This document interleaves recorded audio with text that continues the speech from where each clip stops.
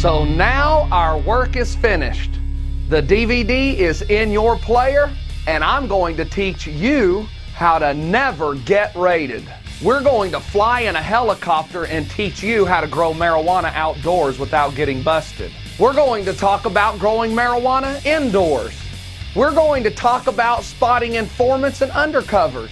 I'm even going to teach you how to sell marijuana safely. And finally, Candy and I have a very important message to parents. So grab some popcorn, your favorite drink, and let's get started.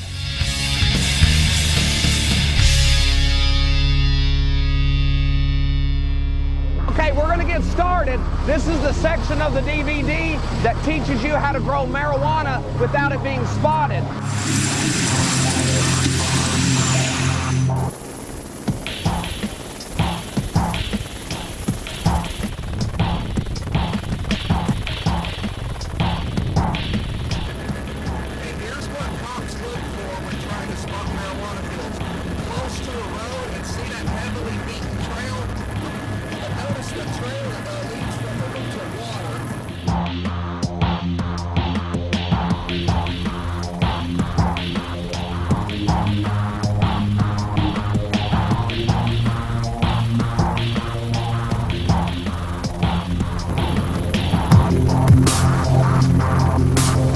Remember, when you're growing marijuana outdoors, put duct tape on the bottom of your feet really well to cover up your footprints. A footprint can get you convicted.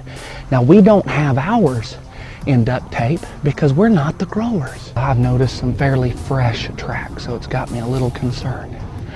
However, while we were creeping a little earlier, I spotted 2 deer up ahead, which is good news to us. That means up ahead, there's not any other humans. So keep that in mind. Let the wildlife tell you what's going on in the woods. Just like you saw in Tarzan, if you see birds fluttering from trees, something's scaring those birds. So anytime wildlife is jumping around, if you see a squirrel in the distance in a tree, it's a safe bet that the DEA is not lying in wait for you. Okay. I'm not positive about this, but this might look like a fence cut for a grower to get in and out. We've already been up in the air. I know there are marijuana plants sparsely scattered in this area. We just have to find them without DEA spotting us or growers spotting us. This is not good to do. Keep this stuff away from your grow area. If you have to use it, pack it back out with you. The growers did a great job hiding and disguising this. They put it in a black bag, 7 dust to get bugs off of their plants. Root activator. They were thirsty. Orange juice. Insecticide, of course, off because of mosquitoes. And that's about all that's interesting. I really believed I would find one of my Never Get Busted videos in here, but I didn't, so. The DEA looks for dead trees and PVC pipes and trash. They also look for things growing in unnatural patterns. Nothing in the wild grows in rows or in a triangle pattern or in a snail pattern like some growers do. Don't grow your pot in rows. Don't do the old snail pattern trick. It's much safer to plant 4 or 5 plants in one area, go 50 yards, plant 4 or 5 more plants where it looks natural. Remember, the more natural you can keep everything, the safer you're going to be. Take a look at this tree that's been cut. Outdoor marijuana growers will cut trees down in the winter, or they'll take a hatchet with poison in the head and make deep cuts into a living tree, and that poison climbs up and kills the tree and all the leaves. Now, these growers chose to cut this tree out of the way, and the reason they needed to is for sunlight to get into the marijuana plant. This is a field we're approaching that the DEA already eradicated. What I'm hoping for, they'll usually leave a few plants behind, and they'll set up cameras, little trip cameras, because a lot of times the growers, even if they know their field has been eradicated, they're curious and they'll go back and see what in the world was destroyed. Never go back. You hear me? Never go back. The DEA came in with bulldozers. There's no telling how many plants they eradicated out of here, but they left some. I see it from here, come on.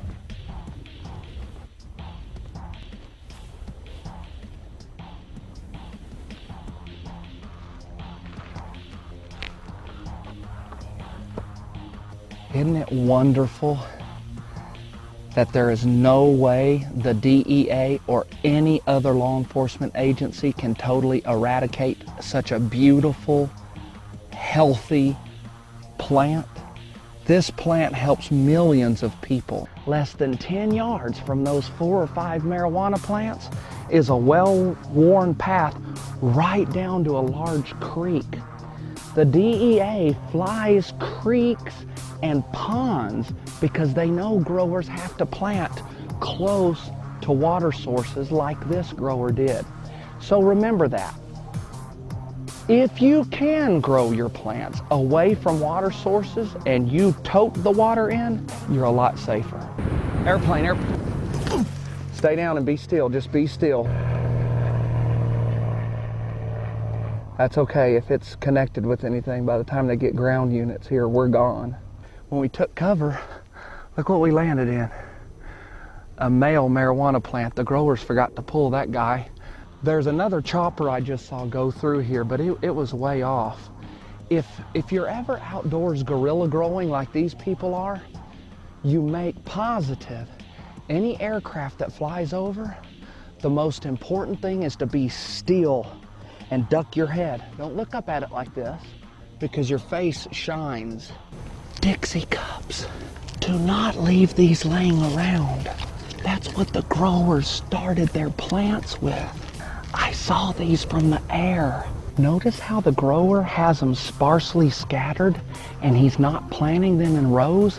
That's a good idea. This is a little female plant here, already budding out. They've got one tucked away here in the brush. It's already budding out. And I'm sure there will be more. I know for sure it's the growers cutting this fence now because right there is a water can. Keep your water cans hidden. Now this grower was smart because it's green or camouflage.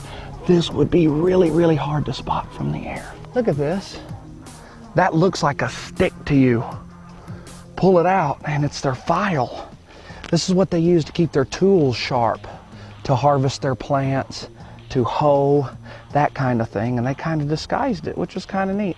When it comes to marijuana, Barry Cooper is on the wrong side of the law. The war on drugs is a failed policy. It's not working. Cooper not only believes marijuana should be legal, he's trying to help people grow it and not get caught. Marijuana is the #1 cash crop in the United States, going into the billions of dollars, right above corn. Cooper says the bumper crop of marijuana found this summer in North Texas proves how popular pot has become. Americans are not going to stop growing it. They're not going to stop buying it. They're not going to stop smoking it, even if you continue to put them in jail. Last month, local and federal drug agents descended on 7 fields in the Dallas-Fort Worth area and destroyed more than 25,000 marijuana plants. It's impossible to eradicate. And I know that because I'm an ex-narcotics officer. In fact, just a short walk away, Barry Cooper found what he was looking for. Here's a female marijuana plant, and that's what everybody is after, what's causing the billion-dollar fuss. There's no doubt in my mind there are thousands of other fields like this. I think they got 7 of these fields. There are thousands more, and they're about to start budding right now, by the way, too. So about October's harvest time.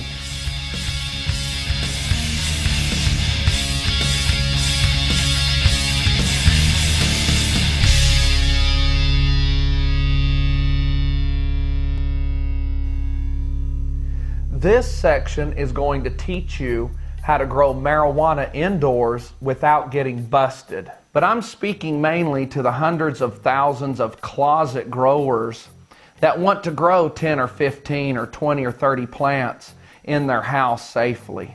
You know, some people say it's safer to grow their marijuana at home than having to hit the street and meet a drug dealer in a parking lot somewhere. Unfortunately, every year police seize millions of dollars worth of cash and property from marijuana growers. Police are more interested in taking your property and your money than placing you in jail. It's turned into a huge industry for law enforcement. There are 3 enemies of grow rooms: heat, people, and sloppiness. Heat is your enemy because marijuana takes lights to grow indoors, and lights generate excessive heat. People are your enemy because they're the traffickers of information, and if they get mad at you, or if they're paid to do so, they will inform. And finally, sloppiness is your enemy. Unfortunately, growers get busted every year because they didn't have the information they needed to control the evidence. FLIR, forward-looking infrared radar, which is a heat imaging camera, is one of my favorite topics because it's so surrounded in mystery and rumor. I'm going to explain to you exactly what a FLIR can see and what a FLIR can't see. And then I'm going to teach you how to beat that FLIR camera to make sure you never get raided.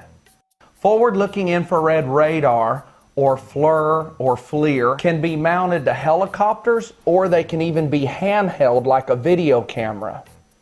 They cannot see through anything, so these cameras do not have the ability to see into your house and look at your plants. Forward-looking infrared radar simply is an imaging camera that takes pictures of heat. A really easy way for you to understand this is, you've seen a hot coals before, and you held your hand above the hot coals and you felt the heat. Well, those are infrared rays that you're feeling. They're invisible, but you can feel them. FLIR allows you to see those heat rays. FLIR cameras are used a lot in law enforcement in discovering indoor grow operations. They'll either fly over your house or creep up to your house with a handheld FLIR camera, hoping to detect excessive heat in your home.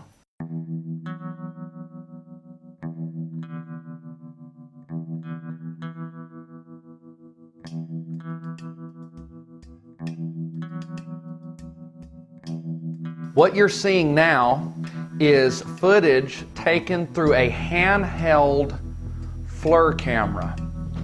Notice the people walking. White is the most heat. Black is little or no heat. The reason people's faces show up white and bright is because we know the majority of the heat coming from a human escapes through their head. Notice the cars driving, how hot they are underneath. That's the exhaust. See how hot this car is underneath here because it's been driving down the highway? Notice how the fender wells are full of heat? That's from the friction caused by braking. So I want you to just study the heat patterns in this scene. We included trees and cars and people and lights. This is taken in total darkness. Notice the windows are very black because windows are cold. Touch your window, they're cold. Crawl under a car and notice it's very hot, especially one that's recently been driven. This car looks like it's been there longer because those caps or wheels are black. Where this one looks like it's recently been parked because you can easily see the hot white underneath. Notice the truck driver here. See how he's appearing as white? That's because he's got a lot of body heat. By the way, these FLIR cameras are the ones that police use to locate suspects that are running from the cops. This footage was taken from 50 yards away at nighttime with the handheld FLIR. You can easily see these two people making an exchange from the front door of her house. I wanted this to burn in your mind how easily you can be seen with forward-looking infrared radar. I wanted you to see how sensitive FLIR cameras are. She places her hand on the car, and when she removes her hand, you will notice that FLIR detected heat left over from her hand. Now that will slowly begin to fade as it recools. Watch this transformer and telephone pole as we focus in with the FLIR.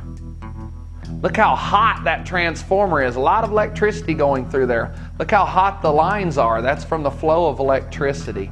Dogs expel heat out of their mouth, whether you knew that or not. They can't sweat. That's why they pant. Look how hot the mouth is.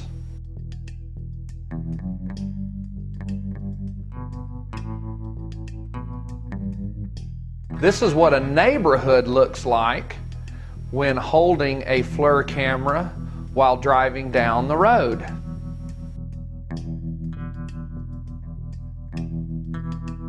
And this is footage of the helicopter flying over a neighborhood. This gives you an idea of what FLIR looks like from the air.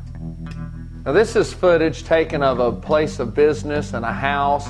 Of course they wouldn't be able to see you pumping heat out from this height, but they'll get closer, and the FLIR cameras on helicopters have an amazing ability to zoom in.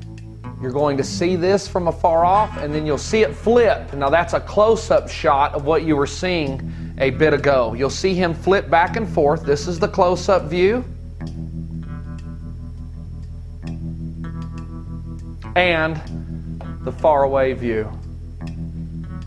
So keep that in mind. If you hear a helicopter from far off, if he has a clear line of sight, he can see you.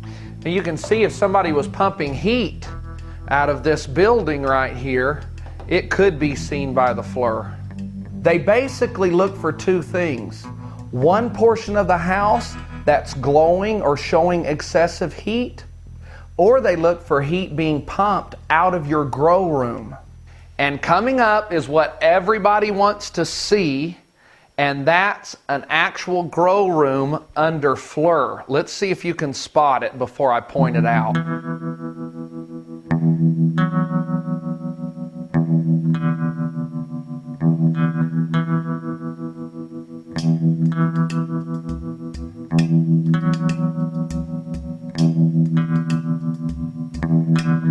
Do you see it? That is heat being pumped out of a house. This spot right here. This is a basketball goal that you're seeing. This is an overhang from a porch connected to this house. The porch light's right here emitting the heat. This is not a light. That is heat being pumped out of the house from a grow room. That's what police look for. If your grow room is large enough that you must pump heat out of your house, it's much safer to pump it into the floor and under the house if you have a pier and beam. This is impossible to do with a concrete slab, so pick a house that's pier and beam and run the vents under the house. This causes the heat to spread out and it cannot be detected by FLIR. If you're using the really hot lights like the mercury halide or the high pressure sodium, you can actually have 1,000 watt light in a room, and that heat will spread throughout the entire house and FLIR cannot pick it up. The idea is to spread the heat throughout your house much like a heater does in the wintertime. FLIR cannot detect that. It's the concentration of heat that FLIR detects. If you have a small grow box in your house or you're growing in a closet, the heat generated from the lights can easily be vented into the rest of the house, again avoiding FLIR detection.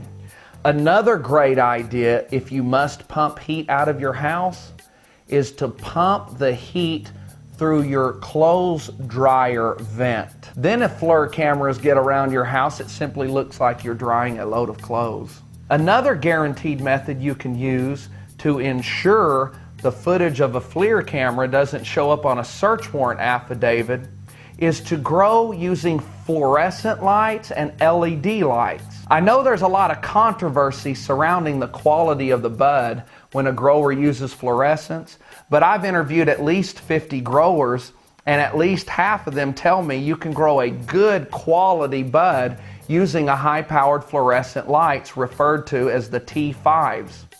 Fluorescent lights use very little electricity and they generate almost zero heat. So using these type of lights ensures no heat, therefore no FLIR imaging. The LED lights, light emitting diodes, are new on the grow scene. As far as how well they help plants grow, it's up for controversy, but I do know this. They generate very little power and zero heat like the fluorescents. So if you find out they do work, I highly recommend a combination of the fluorescents and the LEDs. You have to weigh the cost of gel versus the perception of a lesser quality bud.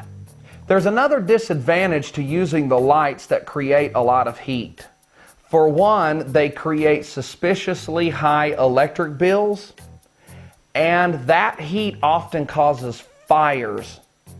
So if you're using these type of lights, keep it in check, make sure you've got everything tight, or you could come home to a burned down grow room. The second enemy to your grow room operation is people. People under pressure by the police will do crazy things, including tell on you to get you busted. I know you're proud of that garden. I know you worked hard on that garden. The fewer people that know about your grow room, the safer you are.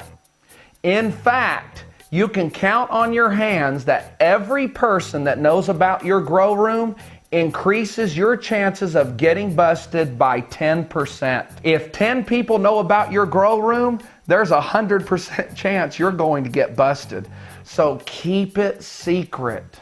Did you know that electric company employees are paid money by the police to report high electricity bills? I heard of one case that electric company employees are getting paid $1,000 per report. That's very enticing to an electric company employee that might not be making that much money. So you have to keep your electric bills down so that person doesn't become the enemy of your grow room. Some growers choose to steal electricity by routing the electricity around their meter. Don't do that. That's stealing. There are too many other ways to grow pots safely without having to steal electricity. The third enemy of your grow room operation is sloppiness. Most people just simply do not have the information needed to help them control the evidence that the police can use against them. Growers constantly make sloppy mistakes when trying to get the grow equipment into their house. There is a safe way to get everything you need to grow marijuana to your door without getting busted.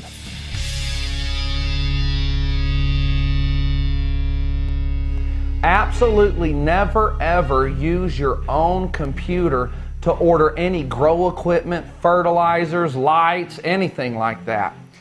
Each computer has an IP address, which is the same as every home has an address. So does every computer, and that can be traced.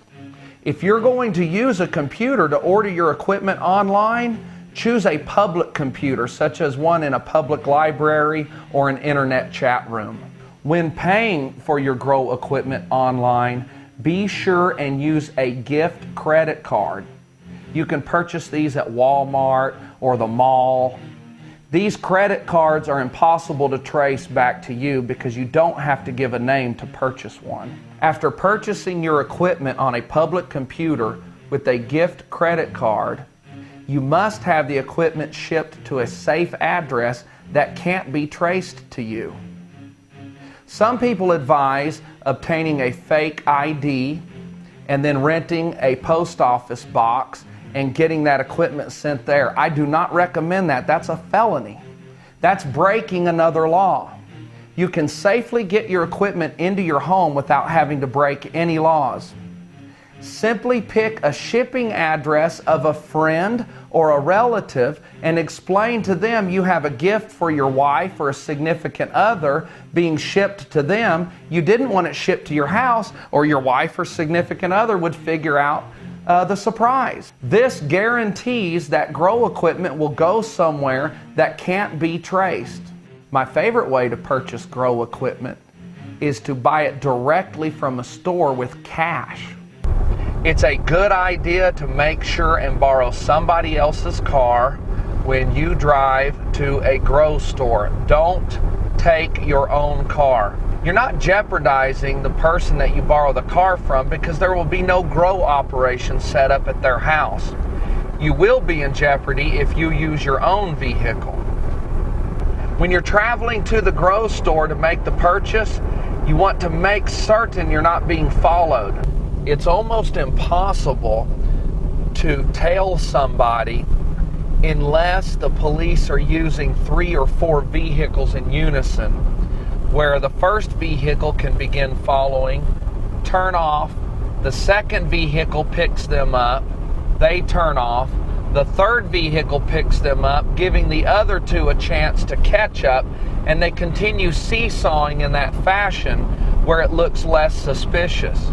If police are using that method to follow you, you'll never know it, but it's very easy to screw them up by doing fast stops, turning around, or even acting like you're going to turn around and then continue straight. It's all about misdirection, or simply pull over. Let vehicles pass for a bit. Go back in the opposite direction and see what's coming back at you. Look at these cars. Now, if any of those vehicles start hitting their brake lights or turning off, it's a good chance they were following you and you tripped them up and caused them to tap their brake.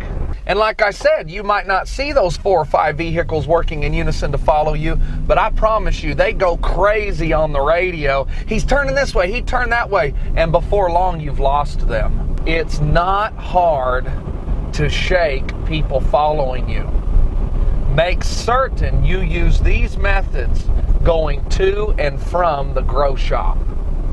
When you approach a grow shop store, you want to perform what's called a heat run and make certain that spot's not being watched. A heat run consists of zooming around a parking lot and being totally aware of your surroundings. The first thing I noticed when I came into this parking lot was this suspiciously parked truck. Now see how he's facing away from the store? The store is behind the truck. Cops don't point towards stores to watch them. They're trained to park away, and they look at it through their rear view mirror. And what's even more suspicious is this male in the passenger seat is looking through his rear view mirror with his rear view mirror cocked. Now that could be legitimate. He could be waiting for somebody to come out, but it doesn't look like it. Of course, look for the signature van with blacked out windows or Suburbans with blacked out windows. Police use those to set up surveillance. Any conversation about any illegal substance voids all sales. When you purchase your grow equipment and you get ready to drive home with it, leave in the opposite direction of the grow location. Take the grow equipment somewhere else, let it cool off for about a week or so, then go back, retrieve your items, and take them to the grow location. Another sloppy mistake that growers make is failing to control the odor of the marijuana. Anybody that's ever been close to a marijuana plant can tell you it has a distinct and strong odor. The only safe way that really works is pumping the air from your grow room through a carbon filter. This air can be pumped into your house. Do not pump it outside, and that totally takes care of the odor problem. I understand that if you have $1 million grow operation, it takes a lot of filters and a lot more work. Controlling trash should enter your mind as controlling evidence. Police look through trash cans to try and gather evidence that proves you're growing marijuana in your house. Do not throw anything in the trash that can be linked to a grow operation. You must take this type of trash to a nearby dumpster somewhere and get it off your property. Fertilizer sacks, grow equipment boxes, data that you recorded. Get that stuff and keep that stuff out of your house, and absolutely never put it in your trash can. Larger operations have a problem with the excess stems and leaves after they harvest the bud off the marijuana plants. It's my recommendation that the leftover marijuana stems and leaves must be taken off your property. Now, you're running a great risk by placing it in your car and getting it to a place it can be dumped. But watch Traffic Stops Volume 1 and learn how to safely drive your stash in a vehicle. If you live in a rural area, it's an even better idea to hand carry these extra stems and leaves through the woods a mile away from your property. Get it off your property however you must in a safe fashion. Now, I know if you're growing marijuana, you're a cannabis proponent and you're excited about your work, but do not display nor possess any paraphernalia such as marijuana leaf t-shirts or emblems. Anything relating to marijuana must be taken out of your house, never to return again. Keep that place clean. Now, I understand another huge part of not getting busted for growing marijuana indoors is being able to sell that marijuana safely. We cover that in this DVD in the How to Sell Marijuana section. So use those tips to help get rid of your stash. One of law enforcement's favorite tools used to invade your home is called a knock and talk or a tap and rap. Knock and talks and tap and raps lean on the idea that it is not illegal for the police to knock on your door and discuss you possibly being involved in criminal activity. In other words, it is not illegal for the police to knock on your door and ask you if you're growing or are in possession of marijuana. When I heard the knock on the door, I glanced out the window and I saw that there was some men outside. I didn't really get a good picture of their badges or anything, but I did see that there were men outside. When I had my son in my arms and he was crying and I know he's making noise, so I figured I had to open the door. Knock and talks are usually triggered by an anonymous tip, a tip from somebody seeking revenge, suspicious traffic coming in and out of your house, or some other reasonable suspicion. Police cannot obtain a search warrant without probable cause. So when they only have reasonable suspicions, they show up at your door to do a knock and talk to manipulate their way into your home. But when I first opened the door, they said that they needed to talk to me. And when I told them that they needed to get a warrant, they started to show their guns, and a couple of them seemed to be taking them out. And at that point, they first just asked if they could come in. Then when I said no, they said they smelled marijuana, which I knew that wasn't true because I got rosemary and sage right outside my door. There's no way they could have smelled anything.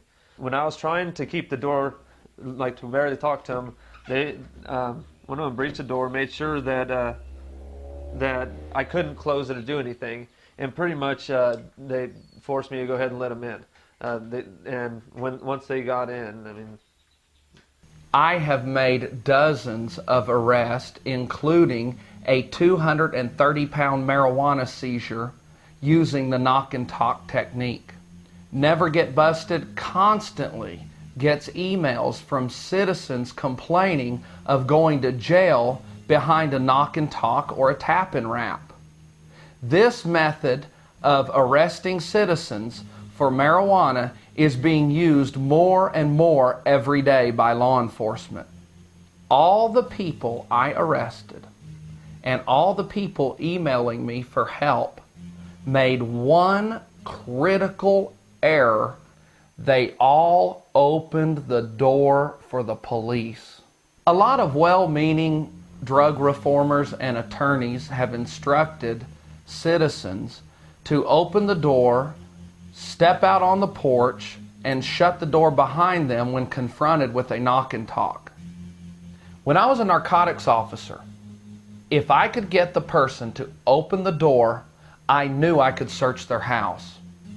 I would explain I smelled marijuana, that if they forced me to go get a search warrant, I was going to arrest everybody in the house and seize their home and put them in prison, or they could simply cooperate, sign a consent to search form, and allow me to search. It worked every time. Had they not opened the door for me, I never would have been able to manipulate them into signing a consent to search their home. Tell me about when they wanted you to sign the consent to search form. see, they came in, said they smelled marijuana, so I had always thought that when they say that meant they could go ahead and search my house. Well, these cops sat down with me and asked me to sign a consent to search. And I said no, was my first answer. Right away I told them no.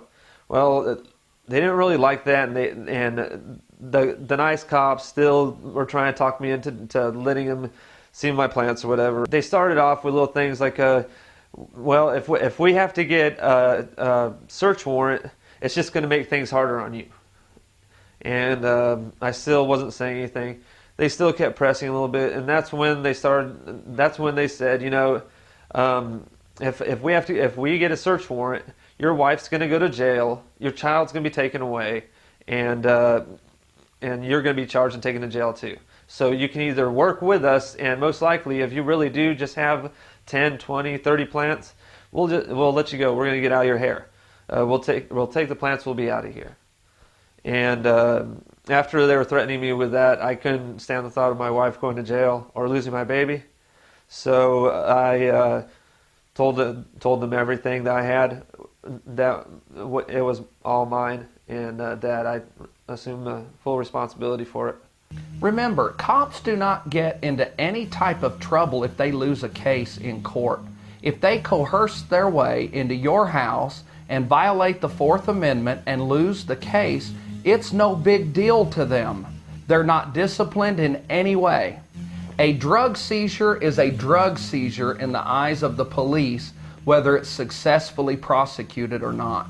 They tried to act like they were my friends for the most part. They said that that I needed to talk to them, and that they knew there was marijuana in my house. So I told them, well, yeah, that I did have a little bit. I just wanted to be honest with them. I'd already messed up by letting them in. So I was just going to be honest with them. They told me, there were three or four, and two of them were pretending to be like my friends. And they were telling me, oh, just show, if you have just a little bit of bud, then we'll let you go, and you can get on with it. It's not going to be a big deal. We're looking for people who are growing at least 100 plants. So I didn't think it was a big deal. So I showed him the little jar I had the bud that I used, and after that he looked at it. He looked at me, and he asked me to show him where my plants were. And once again told me that they knew I had between 100 and 150 or even more plants in my house. And that if I had a lower amount, if I had 10, 20, 30, even 40 or 50, that they weren't looking for people like that. They were looking for big people that were doing big, had big grow operations, and they're doing anything in their power to make me feel like they were my friends, and lie to me about just. How so many they plants did you have? They counted 22, counting I think they had about 2 or 3 that weren't even rooted. They were just little cuttings, but they still counted them as plants.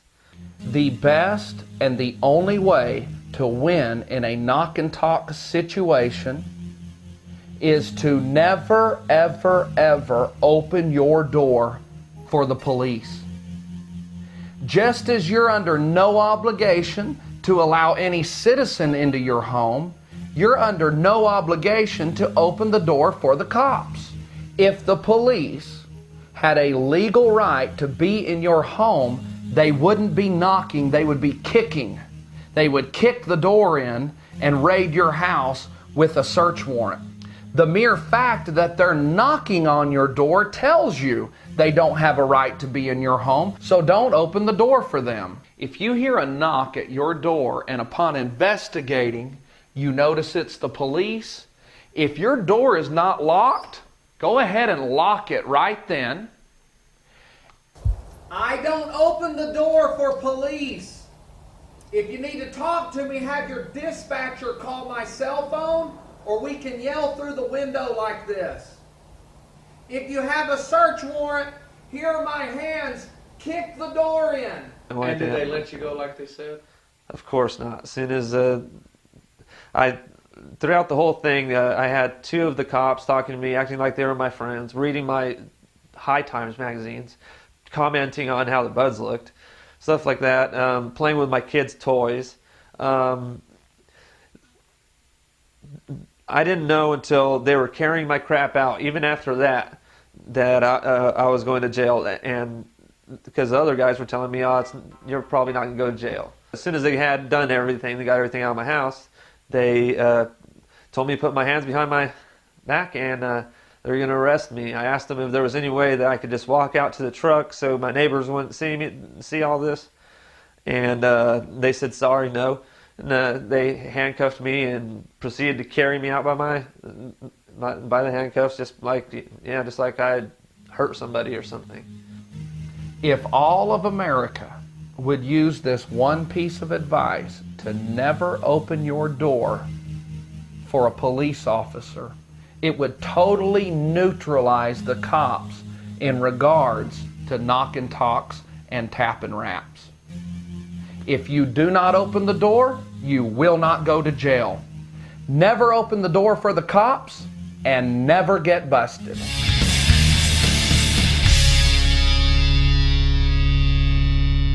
Welcome back to my kitchen. If you don't follow all the advice on this video, you take a chance of getting raided. If you do get raided, you'll want to make sure your home is canine proofed. What I mean by that is we want to contaminate the entire house, indoors and outdoors, with the odor of marijuana. In case a police dog is brought to the scene, it will so confuse the dog, they'll have to put the dog back in the car, leaving humans to try and find your well-hidden stash. A great way to start canine proofing your home is to take all your seeds and stems that you would normally flush down the toilet, place it in a coffee grinder, hit the button.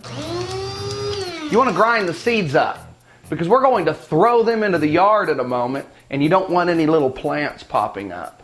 By scattering the ground up seeds and stems throughout your yard, it creates an odor barrier around your house. So when a canine walks through that, he'll be scratching everywhere, and it drives the handler nuts. If you remember what I taught in the Traffic Stops Volume 1 DVD, I explained that microscopic dust gets transferred everywhere when handling marijuana. We can use that to our advantage. An excellent way to canine proof the inside of your home is to take a bag of marijuana and just rub it everywhere and transfer that microscopic dust, causing the dog to alert everywhere you rubbed.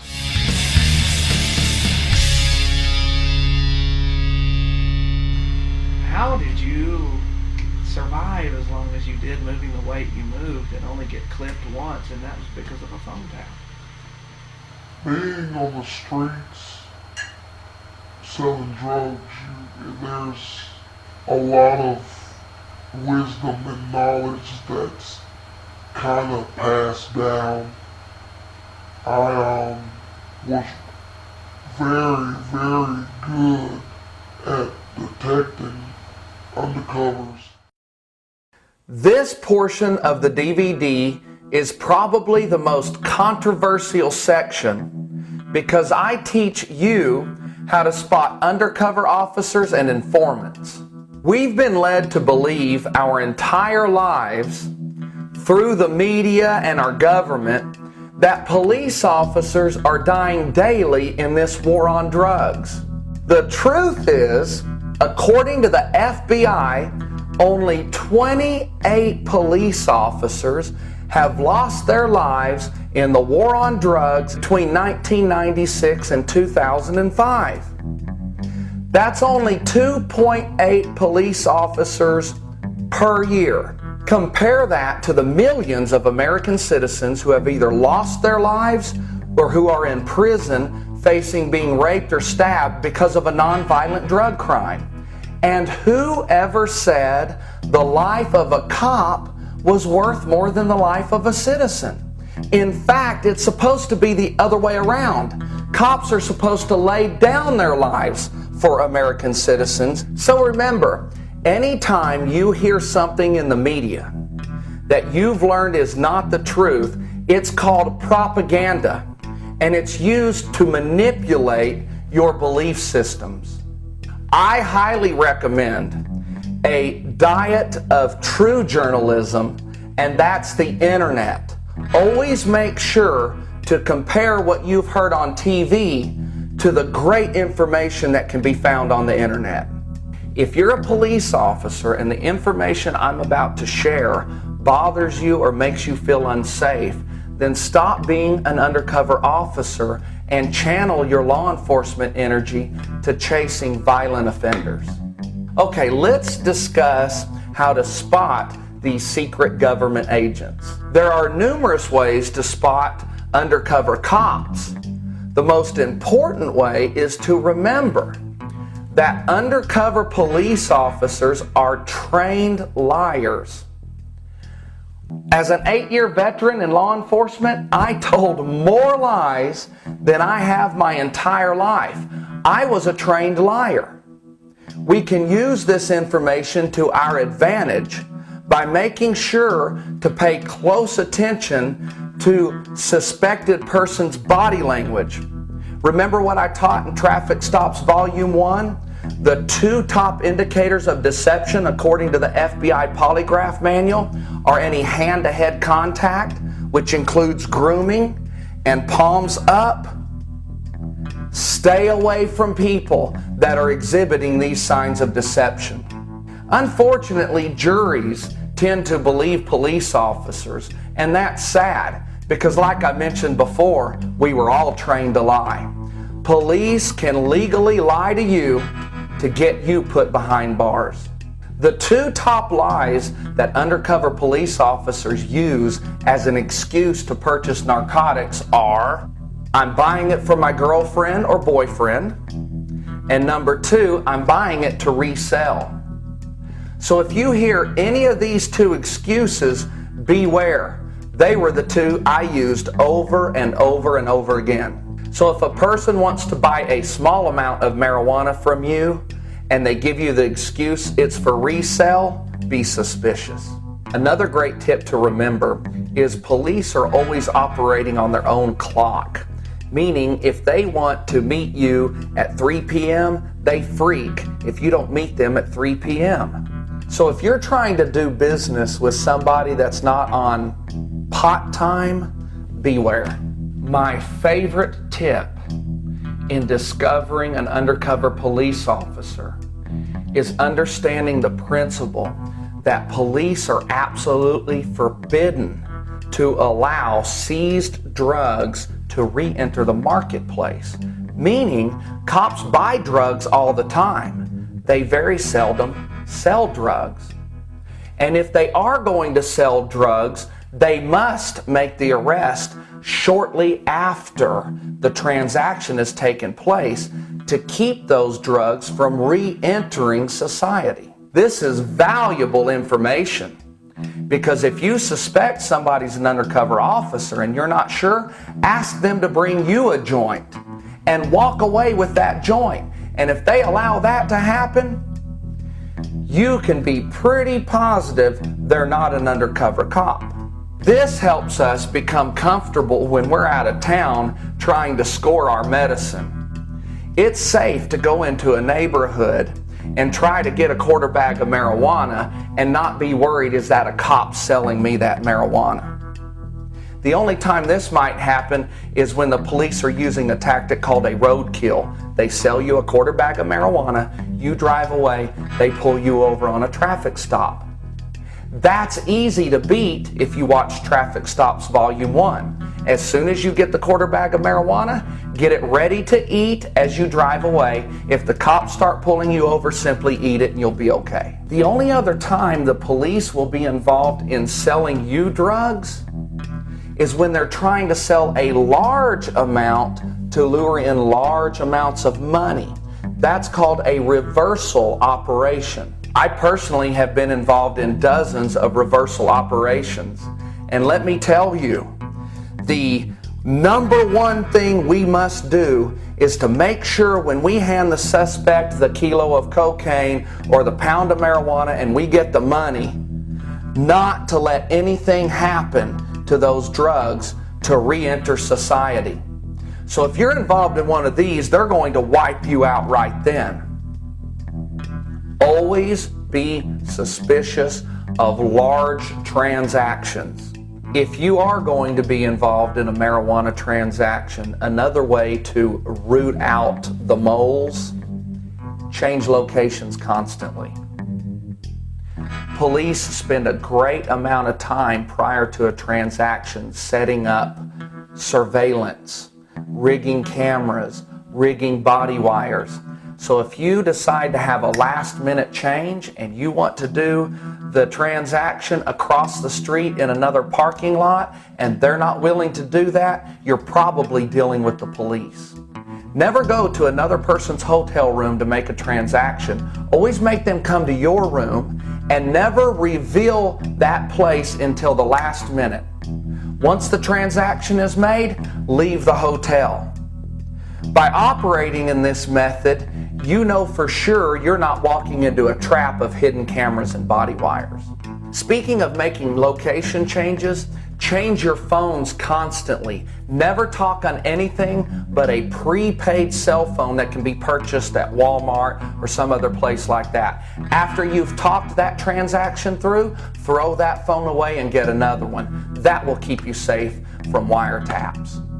I would buy a prepaid phone from Walmart and talk on that briefly, and once the deal is made, throw that phone away and get another one. Change your number constantly, and that's what kept me moving. I changed numbers, locations, everything. I think this is an important time to dispel two of the biggest myths when it comes to undercover officers. Myth number one, police must tell you they're an undercover officer when asked. Lie, lie, lie. That is absolutely not the truth. Police are under no obligation to tell you they're a cop. Now my guess is that rumor started with the entrapment defense that we used to use years ago. The entrapment defense is not being recognized in courts anymore like it used to be.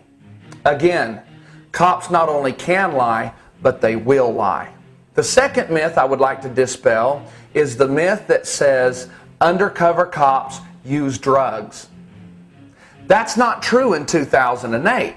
A long time ago, and in Hollywood on TV, all the undercover cops used drugs. Police officers are strictly forbidden to partake of any illegal substances, period. Now that's not to say there will be that one renegade cop that goes overboard and uses. So please understand this tip as a guideline, and it's not 100% proof positive. But you do know if you're in front of somebody that will not partake, you're probably dealing with an undercover. What cops are trained to do and what they're good at is to simulate drug use. Their favorite method to use is to pretend to be smoking marijuana, and they're simply passing the smoke from their mouth through their nose. To counter this, insist that the person you suspect take a big bong hit. It's impossible to simulate that. And I'm Mark Emery of Cannabis Culture Magazine here with my good friend and former Texas lawman, Barry Cooper. Say hi to everyone. Hello, everybody. And take a rip of the Prince of Pot's bong just to make sure everybody knows he's not a cop these days.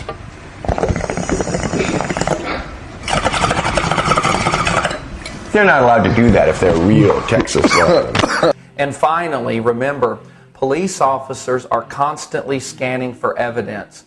They're logging down license plates. They're trying to take things from your home to put in the evidence room.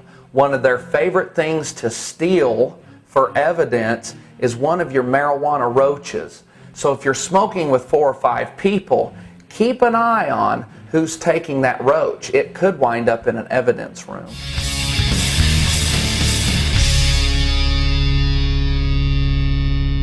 This section will teach you how to spot informants. They're a little trickier to spot than undercover police officers because these people usually come in the form of a friend. Informants are people that are working very closely with the police to get you busted. The motive behind an informant is either money, they're getting paid to put you in jail, or they've been promised that their sentence will be reduced or completely dropped if they put you in jail. One of the officers took me back into the bedroom and asked if he could talk to me, and he said, "I'm going to tell you how to make this go away." And I kind of had a suspicion that he was going to talk about, informing on someone else, and that's what he did talk about. He said that he didn't think Ryan seemed very receptive to this idea, but he wanted to talk to me about it and see if maybe I could influence him. That, this kind of thing happens every day, and every day people turn around and inform on someone else to get out of trouble. He told me that all we would have to do was, I think he said 2 different people. We would have to make purchase from 2 different people. And he said that the way it would work is that we would make a purchase, and then they would even let another deal take place so that the dealer wouldn't know it was us, and then they would go in and take them down, and then our charges would just be dropped and everything would go away. And he told me that he knew people that were addicted to cocaine and addicted to speed that ended up in jail every couple of weeks, and he would get calls from them saying, "Okay, I'm in jail, I need to get out, I'll tell you about somebody else." So he said that it was really common, and he promised that nobody would ever find out. So I just said, that doesn't really sound like something that, that we want to do. So I'm going to say no, and I think that my husband's going to say no too, and of course, that's nothing we would ever do. So let's learn how to spot these terrified and manipulated citizens who are in the jam of their life. During my 8 years of law enforcement, I arrested over 800 people for drug offenses. I was able to turn 95% of those drug offenders into informants. Do not forget that. I was able to do this through lies, fear, intimidation, and manipulation. If I caught a person with drugs, I threatened to place them in prison, seize their home, separate them from their loved ones, take their kids to Department of Services, call their boss where they would lose their job, and if that didn't work, there were times I threatened to plant drugs on them if they didn't inform. Now, I never planted drugs in my entire law enforcement career, but I certainly made people believe that I would do that if they didn't work for me.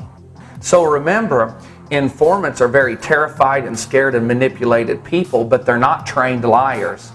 Through questioning over and over, it's easy to catch them in a lie. Remember that. If it's not already obvious to you, stay away from people that just got busted or have disappeared for a while and then all of a sudden come back into your life and want to know your business.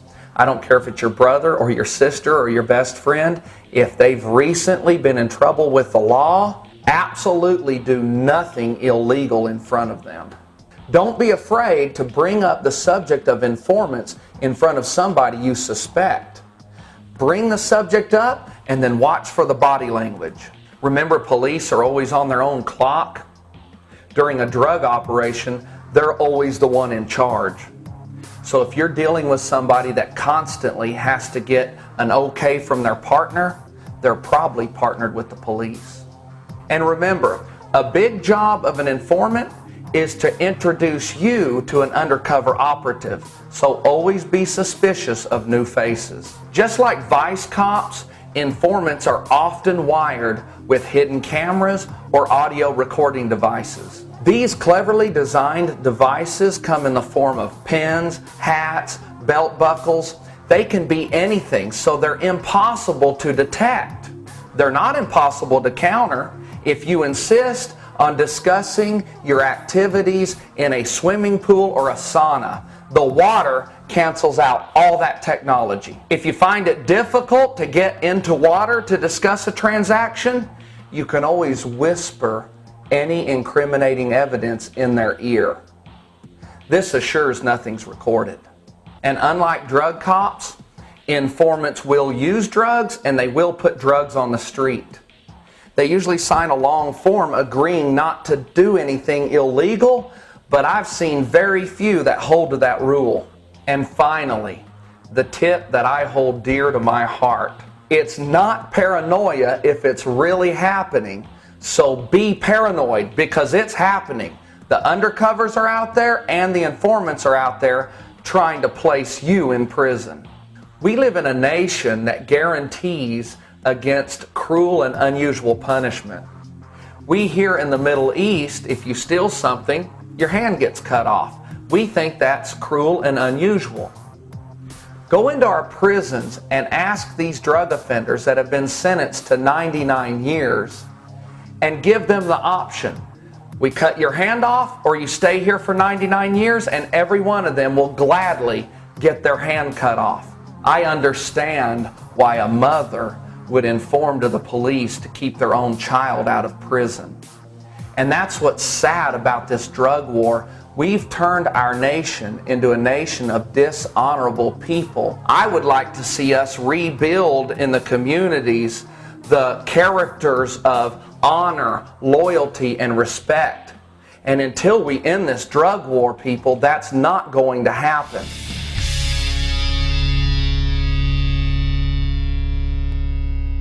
Here is another controversial topic. I'm going to share with you how to sell marijuana to another party and never get raided. The number one tool law enforcement uses to raid your home is to get an informant to go to your house and make a purchase. The informant then takes the contraband to the police officer. That police officer draws up a search warrant, and within 72 hours, you get raided. Never ever sell marijuana from your house. There is a safe way to sell marijuana, and I'm going to show you how. In all my years in law enforcement, I've never heard of anybody being busted using this method. The only way you can really get caught using this technique is if you're dealing with an undercover officer or an informant. And even then, they can't raid your home because your house wasn't involved. First, place your stash in a black trash bag. Then take your stash away from your home to an isolated area. Hide your stash where you can easily find it later, but secure enough where animals won't drag it away and strangers do not discover it.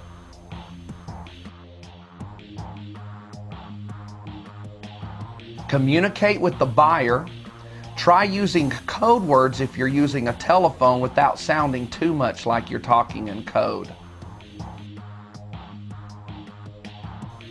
Return to your hidden stash, making sure nobody followed you and nobody's nearby. Take only what was ordered, Make certain to wipe your fingerprints off the large bag before resecuring.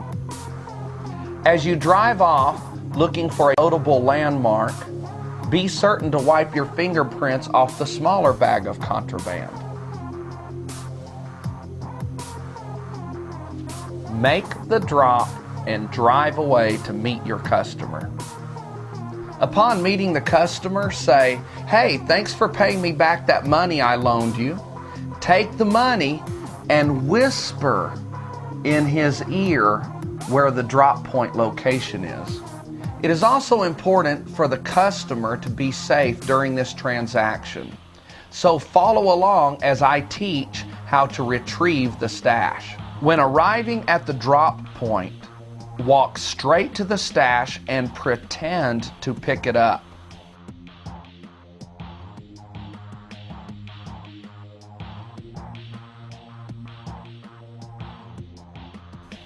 Return to your auto and drive away. If the cops are involved in this deal and are waiting for you to arrive, they will bust you within minutes of leaving.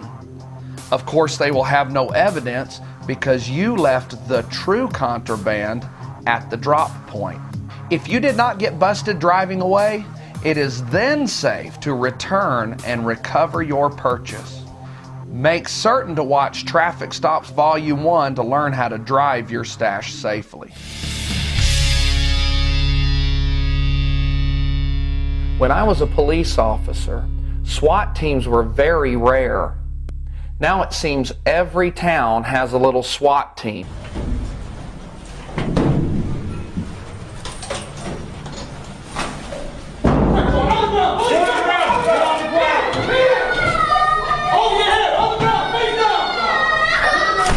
During the shooting of this film, we learned that 3 days ago, in a small town in Ohio, a SWAT team raided a 25-year-old mother with 6 children. They used flash grenades and machine guns, shooting and killing the 25-year-old mother, shooting the 1-year-old baby in her arms. The 1-year-old baby had to have a finger amputated, and they're not sure what's going to happen to the arm. Does America need another drug case that bad that they have to shoot and kill a 25-year-old mother and a 1-year-old baby? And what's even crazier is there is a non-violent way to conduct search warrants. Many cops have heard about the West Texas sheriff that used to conduct raids in a non-violent manner. You remember how if he had a search warrant for a person's home, he simply did surveillance on the house until the residents drove away, and he pulled them over on a traffic stop, arrested them, got the keys to the house, interviewed the suspect, ultimately resulting in placing a key in a door and opening the house and calling the other people forward to arrest them? Without any shots being fired, without any flash grenades, without any of that stuff. Listen, I know what the police are doing. You're breaking into these homes in this manner, not because you have to, but because you have this huge adrenaline rush and you think it's cool. It's not cool terrorizing our American families. So please, until we get this drug war repealed, change your way of breaking into our homes so we don't have to go to the funerals of 25-year-old mothers and we don't handicap a 1-year-old baby the rest of his life.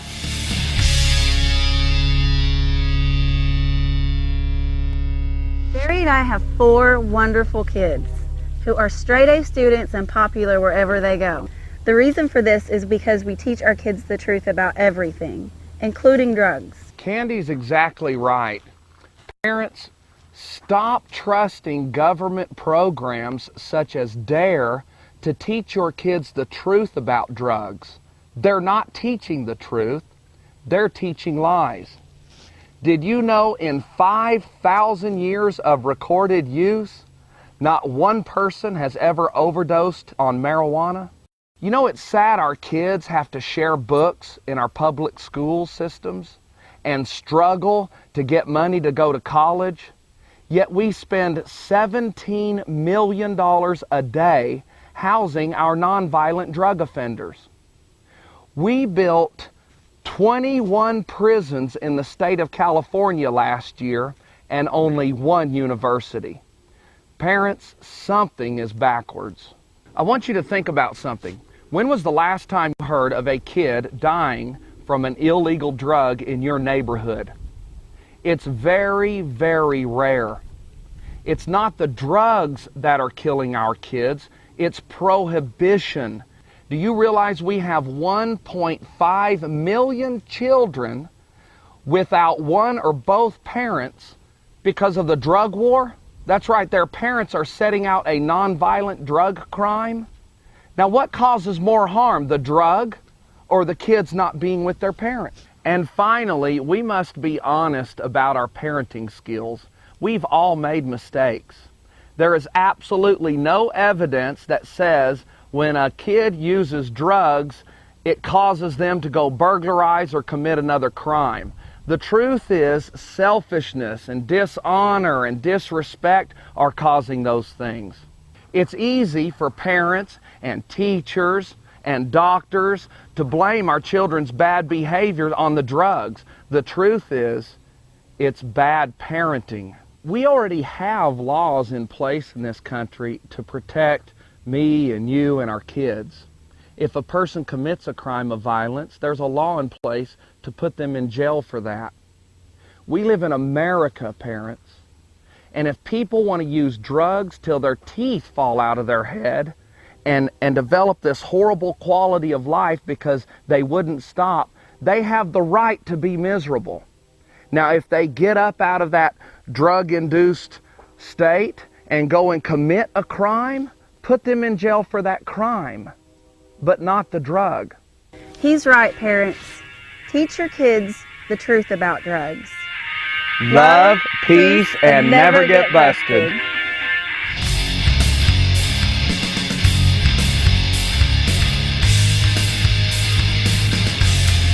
There's a former cop put up a website that tells drug dealers and drug smugglers how to get away with their crimes, correct? Right. He's a former cop who is against the war on drugs, thinks it's a bad idea. But, I mean, it's just vile. I mean, these people are just vile. It gets worse and worse. And sometimes body wires come in the form of a book. This one's 30% off, by the way.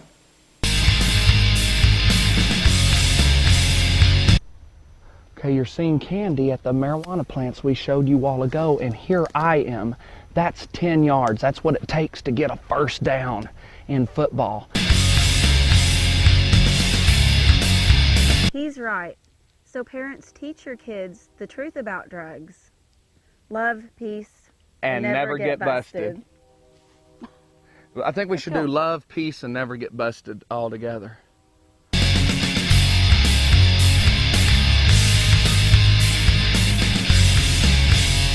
He's right. So parents, teach your kids the truth about drugs. Love, peace. And no, it's okay for me to look at you. I know, but you're going love, peace. Do it like this. Love, peace, and never get busted. Try it. Love, peace. No. What? Love. Follow me. Oh, okay. Love, peace, and never get busted.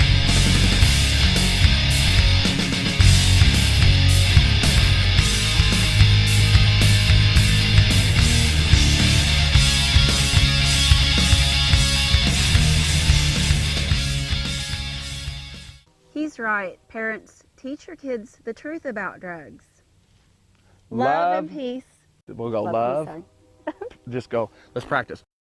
A one-time Texas drug agent is now showing drug dealers and users how to conceal their stash to avoid getting busted. That's Barry Cooper, a one-time Texas drug agent described by his former boss as one of the best narcotics officers in the country. I think a lot of folks are sort of shaking their heads. Why? Why go from being a great narcotics officer to doing this?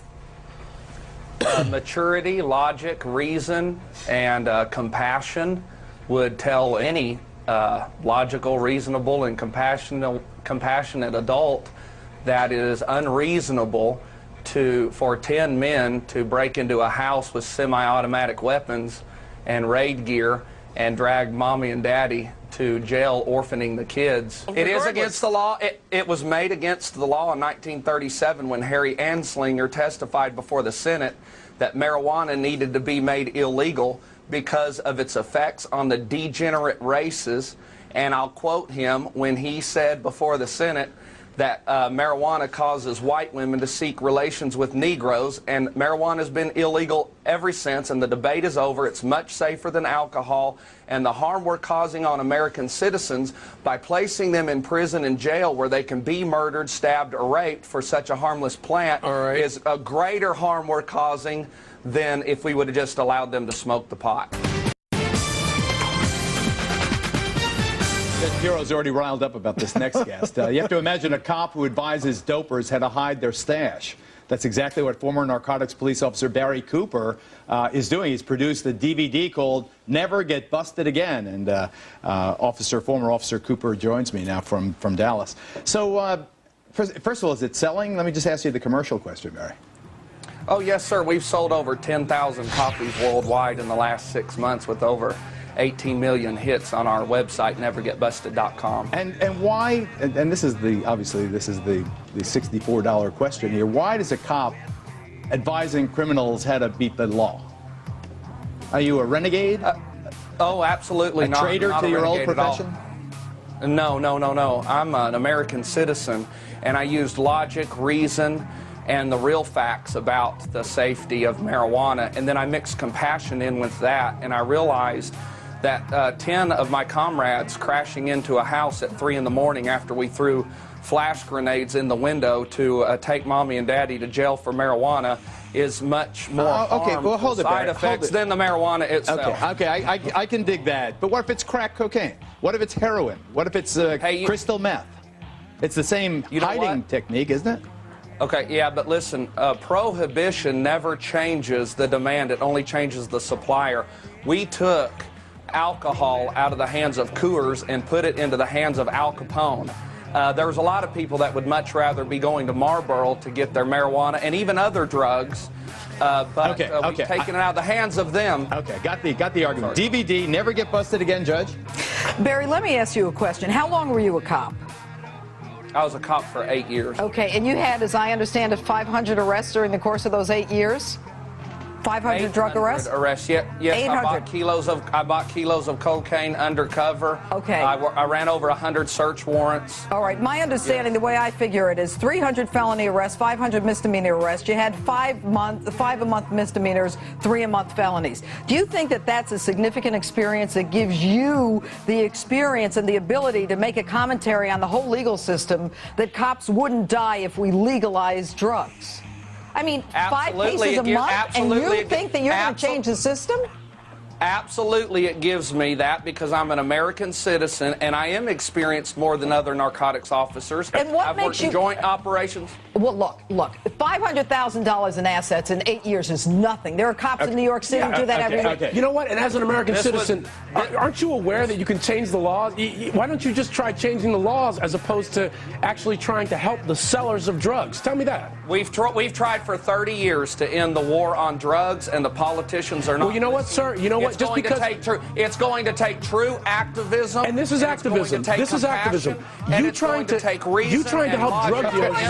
A defense attorney. Give me a defense attorney. Mark Aragos. Mark Aragos, help us out. If you're going to interrupt, I'm going to interrupt. Okay, let me have Mark weigh in. But let me just weigh in for a second. Go ahead. The guy's not doing anything that I can see that's illegal. He wants to make a statement. I'll tell you, this war on drugs is a complete failure. The criminal justice system is completely overloaded because of this idiotic policy that we have. And he's absolutely correct. Mark, but you're never going to get anywhere. You're never going to get anywhere. Are you with this saying that we should effort. legalize cocaine, crack, heroin? Absolutely. What about the drug cartels? What about the organized criminal enterprises that have greater gun power than the police departments? Are you kidding, Mark? Mr. Smith. You want to hold on for a second, Janine? No. Janine, I'm not doing it. Problem by helping the seller. Tax it, and then build bridges. If you think this is good, Marilyn Monroe is reincarnated after this. What's up? I'm Bo Deakins. Hi, I'm Roy Hill. We hope you guys enjoyed the soundtrack we provided for the DVD. And remember, if If you follow Barry's guidelines specifically, you will never, ever get busted. And you'll never get raided. Peace out. Most talk radio sucks. What if you found a show that wanted to end the war on drugs? Would you listen? Join us for the #1 pro-liberty talk show, Free Talk Live. Listen live or via podcast for free at freetalklive.com.